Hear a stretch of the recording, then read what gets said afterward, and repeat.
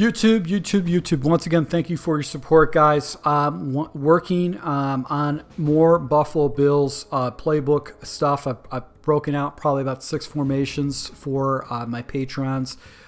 In the gun formation, gun split bill, a lot of great unique plays in the gun split bill that you can't find in a lot of other playbooks. But I want to talk about this particular play, which is in the gun split bill. It's called slot seam. Now this is a really good play. It's got some really unique routes that are very difficult for people to defend against. And with this, you can turn this into just a play that's great for third down, third and short type situations. And you can open up some pretty big plays with it too. So we're going to play around with this play and how you can make this into a really OP play to really drive your opponent crazy.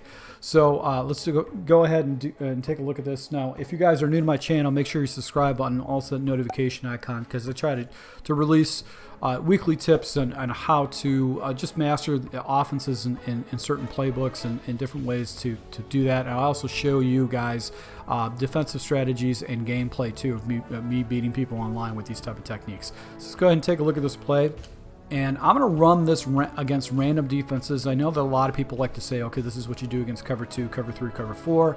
But if you play online, a lot of people basically will run random defenses. They use hybrid defenses.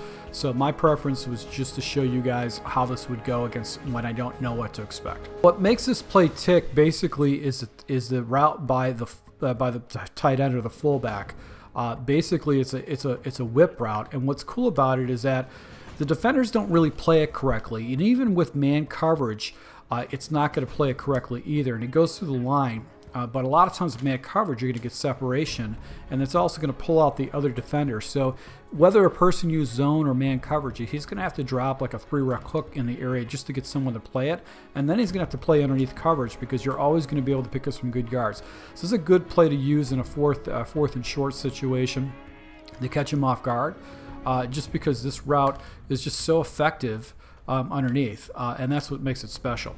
Also, you've got the running back route off to the left. That gets into a little sweet area of the zone. So if he plays zones and he's playing cloud flats and he's pushing people out to the flats, a lot of times this route by the running back will be available too. So even though that guy actually fell into the passing lane, that's another area that you can go ahead and pop the ball down to. So if he's chasing either one of the running backs, they're both going opposite directions. It's going to be very difficult for him to stop against you. So it's a really good passing concept that you can use just to keep your opponent honest, and you just lowball that ball to make the percentage pass higher, but you're picking up 5-6 yards every time with these two routes. And we're not even taking a look at some of the other stuff on top. So this route right here is going to get cleared out. So if he plays underneath coverage, he plays hard flats, he readjusts his routes, you're going to be able to go and pop him right over the middle with this dig route with your wide receiver. So that's what really makes this play tick. Now, if you got man coverage, you can also hit this little hitch route, this little curl route. That's going to be available to you, but a lot of people don't necessarily run that. So what I've done is I'll slide this guy over, and I'll either put him in a flat route, a whip route, an out route, or what I'll do is I'll go ahead and put him on a deep comeback route like this and then slide him back over here to the inside. Now it takes a second to do that, but what that does, it provides you kind of a unique route that a lot of defenders are not going to be able to play correctly, and especially against someone who runs, he's blending a lot of man coverage. So we're going to go ahead and put him in a deep comeback route. We're going to slide him in. And really what we're going to do is we're going to watch Singletary first, and then we're going to make a progression up to Diggs. And if both of those guys are taken away, usually Beasley will be wide open over the middle.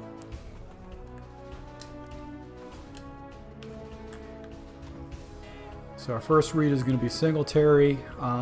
If there's no area that floats up, we're going to go ahead and pop that and just get 5 or 6 yards, take the easy completion.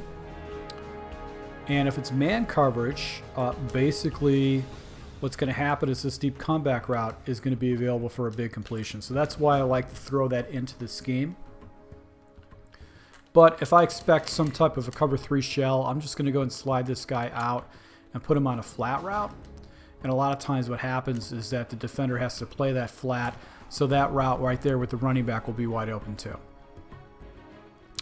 Another thing you can do too is you can actually go ahead and take Beasley and put him in a deep comeback route off the opposite side. And you can streak up Brown. And if you get a cover 3 shell type situation, what's going to happen is now you've got a man read underneath read that you can hit on.